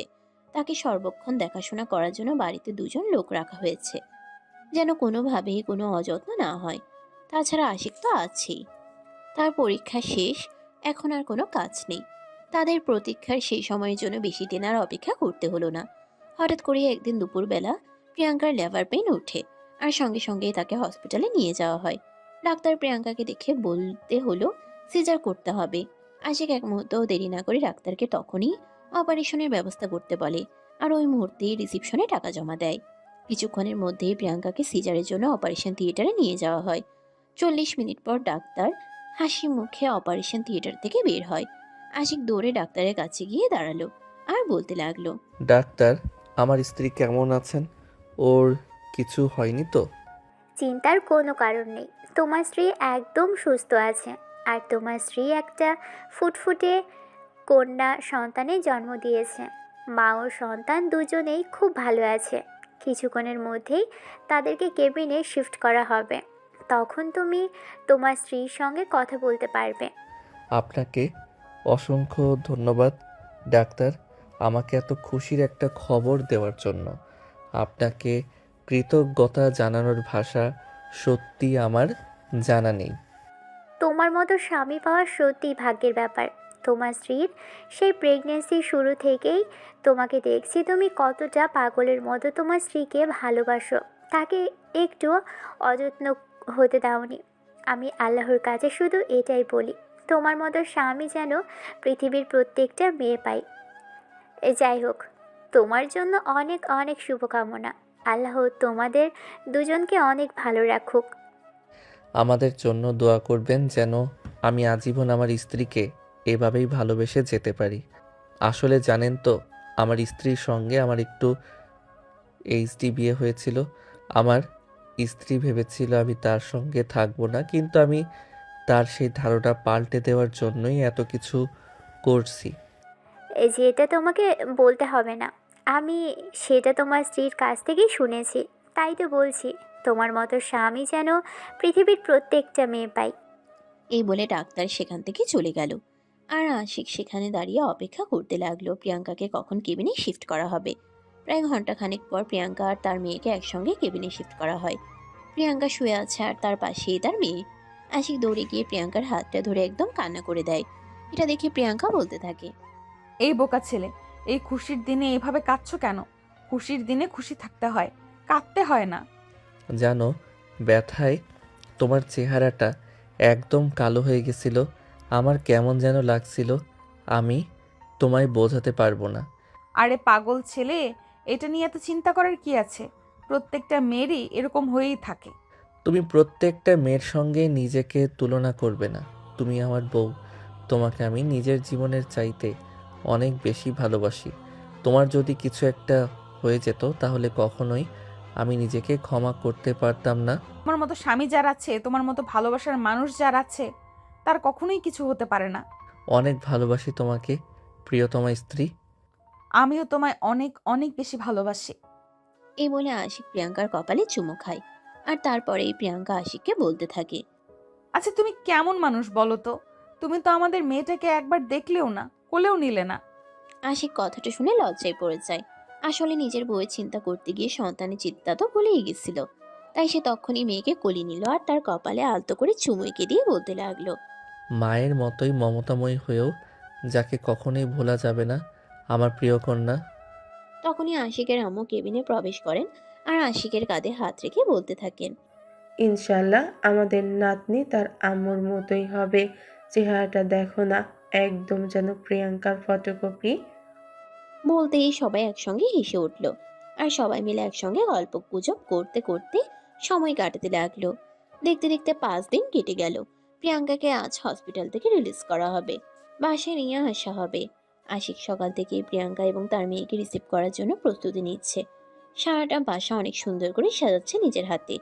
এটা দেখে আশিকের আব্বু মজা করে আশিককে বলেই ফেললো, কিরে বাবা, এমনভাবে বাড়িটাকে সাজাচ্ছিস যেন নতুন বউ আসবে বাড়িতে।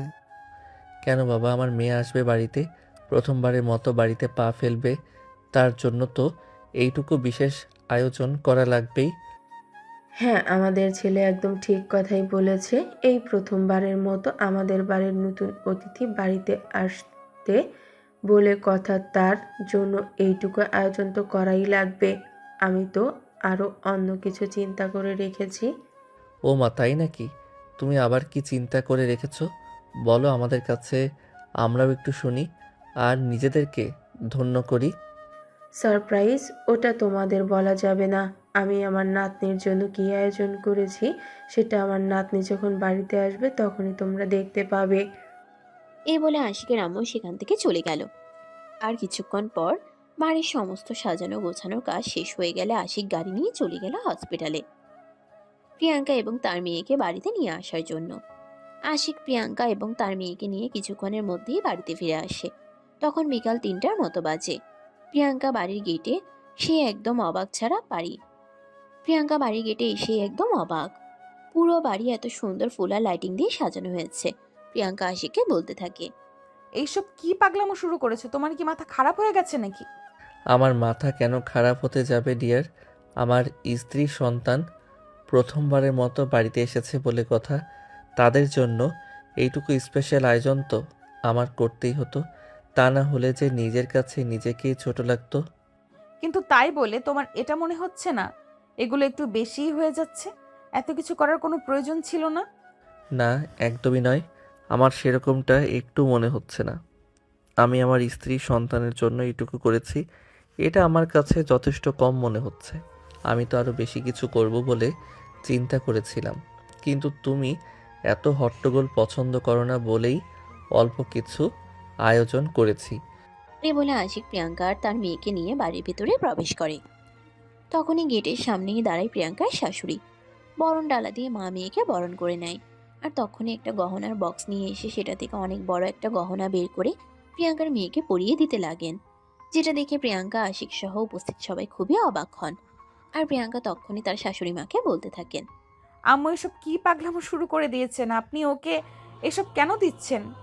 এই জিনিসটা আমি দীর্ঘ 10 বছর ধরে টাকা জমিয়ে জমিয়ে বানিয়েছি শুধুমাত্র আমার ভবিষ্যৎ বংশধরকে উপহার দেওয়ার জন্য। ও আচ্ছা, তাহলে এই ছেলে তোমার সারপ্রাইজ গিফট, তাই না? হ্যাঁ, একদমই তাই।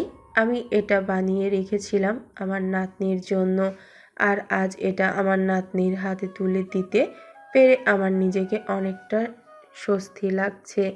কিন্তু আম্মু, ও তো অনেক ছোট মানুষ, ও তো এখন এটা ব্যবহার করতে পারবে না। এখন এটা না দিলেও চলতো। তখনই প্রিয়াঙ্কার শাশুড়ি মা প্রিয়াঙ্কাকে উদ্দেশ্য করে বলতে থাকেন। তিনি খুব ভালোভাবেই বুঝতে পারছেন প্রিয়াঙ্কার এমন কথা বলার কারণটা কি। প্রিয়াঙ্কার শাশুড়ি মায়ের কথা শুনে অনেক অবাক হয়, আর সে তার শাশুড়ি মাকে বলতে থাকে, আম্মু, আমি বুঝতে পারছি না আপনি এমন কথা কেন বলছেন। আপনি তো উপহার আমার মেয়েকেই দিয়েছেন, তাহলে এখানেই আবার কারণ কি থাকতে পারে? আমি সেটা খুব ভালো করে জানি, আর সেটার জন্য যথেষ্ট ব্যবস্থা আমি করে রেখেছি। তোমরা এখানে 5 মিনিট ওয়েট করো, আমি আসছি।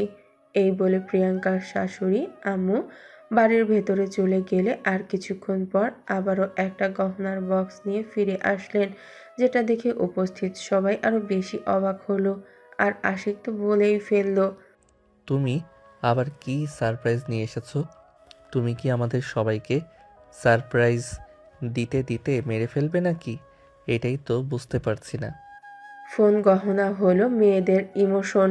আমি তোর মেয়েকে গহনা দিয়েছি, কিন্তু তোর বউকে কিন্তু কিছু দেইনি, যেটাতে তোর বউ মনে মনে একটু কষ্ট পেয়েছে। তবে আমি আগে থেকে মা মেয়ে দুজনের জন্যই গহনা বানিয়ে রেখেছিলাম। আমি শুধু দেখতে চেয়েছিলাম তোর বউয়ের রিয়াকশনটা কেমন হয়, আর তারপরেই তো আমি ওটা ওর হাতে তুলে দিতাম। আম্মু, তুমি কিন্তু ভুল কথা বলছো। আমি সেরকম মোটেও চিন্তা করিনি। তুমি আমার মেয়েকে উপহার দিয়েছো, এতে আমার মনক্ষুণ্ণ কেন হতে হবে বলতে পারো? সব কথা আমাকে বলে বোঝাতে হয় না রে পাগলি। আমি মেয়ে মানুষ, গয়নার প্রতি মেয়েদের অন্যরকম এক ইমোশন কাজ করে, সেটা আমি খুব ভালোভাবেই বুঝতে পারি। যাই হোক, গলাটা বাড়িয়ে দে, আমি তোকে এটা পরিয়ে দিচ্ছি। এই বলে আশিকের আম্মু প্রিয়াঙ্কার গলাতেও প্রিয়াঙ্কার মেয়ের মতোই বড় একটা স্বর্ণের হার পরিয়ে তারপরেই রাজকীয় সংবর্ধনা দিয়ে মা মেয়েকে বাড়িতে তুলে নিলেন। সময় বেরোতে লাগলো স্বপ্নের মতো। কিন্তু মেয়ে বাড়িতে আসাতে আশিক প্রিয়াঙ্কার মাঝখানে একটু দূরত্ব তৈরি হতে শুরু করলো। প্রিয়াঙ্কা সারাক্ষণ মেয়েকে নিয়ে ব্যস্ত থাকতো, আশিককে সেরকম সময় দিতে পারতো না, যেটা আশিককে একটু বেশি ব্যথিত করত। কিন্তু আশিক সেটা মুখ ফুটে বলতো না, যদিও তার চেহারায় সেটা স্পষ্ট বোঝা যেত। মেয়ের বয়স এখন 2 বছর। মেয়ে টুকটাক কথা বলতে শিখেছে। সেদিন এই রাতের বেলা হঠাৎ করে আশিক তার মেয়েকে কোলে নিয়ে রুম থেকে বের হতে যাচ্ছিল। এমন সময় প্রিয়াঙ্কা পিছন থেকে বলতে থাকে, এই, তুমি মেয়েকে নিয়ে এই রাতের বেলা কোথাও যাচ্ছ নাকি? হ্যাঁ, যাচ্ছি তো। মেয়েকে আম্মুর কাছে রেখে আসছি। ও এখন থেকে আম্মুর সঙ্গে ঘুমাবে। তোমার কি মাথা খারাপ হয়ে গেছে নাকি? কি সব পাগলের মতো কথা বলছো? এইটুকুনি মেয়ে আমাকে ছাড়া ঘুমাতে পারবে না আমার কাছে, তাও আমি তোমাকে ঘুম পাড়িয়ে দেই? না, একদম হবে না। তুমি এতদিন ধরে তোমার মেয়েকে সময় দিচ্ছ, আমাকে একটুও ভালোবাসছো না, একটা দিনও আদর করে কাছে টেনে নিচ্ছ না। মেয়ে এখন থেকে আম্মুর সঙ্গে ঘুমাবে, আর তুমি আমার সঙ্গে। প্রিয়াঙ্কা তাকে বাধা দিতে চাইলেও সে প্রিয়াঙ্কার কোনো কথাই শুনল না। মেয়েকে নিয়ে তার মায়ের কাছে চলে গেল, আর তার মায়ের কাছে মেয়েকে দিয়ে সোজা নিজের রুমে এসে দরজাটা লাগিয়ে দিল। প্রিয়াঙ্কা একটু বিরক্ত হলেও আশিক সেদিকে কোনো নজর দিল না। আলমারি থেকে একটা গিফটের প্যাকেট বের করে প্রিয়াঙ্কার হাতে সেটা তুলে দিল, আর বলতে লাগলো, মেয়েকে সামলাতে সামলাতে তুমি একদম হাঁপিয়ে গেছো, নিজের যত্ন নেওয়া ভুলে গেছো। যাও, শাড়িটা পরে এসো, তোমায় একটু দেখবো। প্রিয়াঙ্কা তখন খুব ভালোভাবেই বুঝতে পারলো আশিক তার কাছে কি এক্সপেকটেশন রাখতে পারে। তাই প্রিয়াঙ্কা না বলেই শাড়ির প্যাকেটটা হাতে নিয়ে ওয়াশরুমে চলে গেল, আর কিছুক্ষণের মধ্যেই শাড়িটা পরে রেডি হয়ে রুমে প্রবেশ করে। আশিক প্রিয়াঙ্কার দিকে অপলক দৃষ্টিতে তাকিয়ে আছে, যেন এই প্রথমবারের মতো প্রিয়াঙ্কাকে সে দেখছে। প্রিয়াঙ্কার দিকে এভাবে আশিককে তাকিয়ে থাকতে দেখে প্রিয়াঙ্কা আশিককে উদ্দেশ্য করে বলতে লাগলো, এই, তুমি আমার দিকে এভাবে তাকিয়ে আছো কেন? যেন মনে হচ্ছে জীবনে এই প্রথমবার আমাকে দেখছো। তোমাকে আমি যতই দেখি না কেন, তোমাকে দেখা আমার কখনো শেষ হবে না। তোমাকে প্রতিবারই আমার নতুন করে দেখার মতোই মনে হবে। ও আচ্ছা, তাই বুঝি। গো, তাই বুঝি। একটু ওয়েট করো, আমি লাইট অফ করে দিয়ে আসি। না, তোমার যখন দেখা আমাকে কখনোই শেষ হবে না, তাহলে আর লাইট অফ করার প্রয়োজন নেই। আসো, সারা রাত শুধু আমাকে দেখতেই থাকো। ওকে মাই ডিয়ার, কোনো সমস্যা নেই। তুমি যেমন চাইবে তেমনই হবে। এই বলেই আশিক প্রিয়াঙ্কাকে টান দিয়ে নিজের বুকের সঙ্গে মিশিয়ে নিল আর তার কপালে আলতো করে একটা ভালোবাসার পরশ এঁকে দিল। প্রিয়াঙ্কাকে কোলে তুলে নিয়ে বিছানায় শুয়ে দিল। আর তারপর কি হলো ভিউয়ার্স, সেটা তো সবারই জানা। দুজন দুজনকে নিজেদের ভালোবাসা দিয়ে কাছে টেনে নিল। আর এভাবেই ভালোবাসা দিয়ে ভালোবাসাময় সুন্দর একটা জীবন তৈরি করলো। সুপ্রিয় ভিউয়ার্স, আমাদের আজকের গল্পটি এই পর্যন্তই ছিল। গল্পটি আপনাদের কাছে কেমন লেগেছে ছোট্ট একটা কমেন্টে জানাবেন।